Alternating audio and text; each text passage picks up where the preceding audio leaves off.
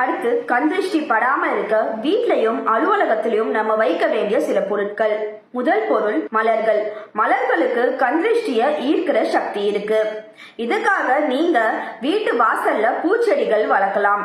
பூச்செடி வளர்க்க முடியாதவங்க ஒரு உருளில பூக்கள் போட்டு வைக்கலாம்.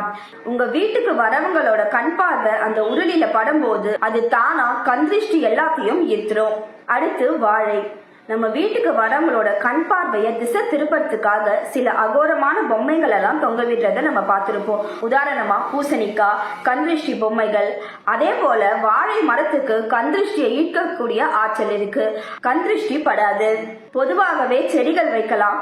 இடம் இருந்தா வாழை வைக்கலாம், ரொம்ப நல்லது. ஏன்னா வாழை ஒவ்வொரு நிமிடமும் துளிர்த்துக்கிட்டே இருக்கும். கண் திருஷ்டி எல்லாம் களை எடுத்து புதுசா துளிர் விடுறதால இது ரொம்ப நல்லது. அடுத்து மீன் தொட்டி. மீன் தொட்டி அழகுக்கு மட்டும் இல்லாம இந்த மாதிரி கண் திருஷ்டியை ஈர்க்கக்கூடியதற்காகவும் நிறைய பேர் வைக்கிறாங்க. இது வரவங்களோட பார்வையை திசை திருப்பும். இதை தாண்டி கண் திருஷ்டி கணபதி படம் மாட்டலாம். எலுமிச்சை பழத்தை 2ஆ வெட்டி குங்குமம் தடவி வாசல்ல வைக்கலாம். இல்லனா 5 மிளகாயோட ஒரு எலுமிச்சை பழத்தை கோர்த்து வாசல்ல தொங்க விடலாம். இதையெல்லாம் கண் திருஷ்டியே இருக்கும்.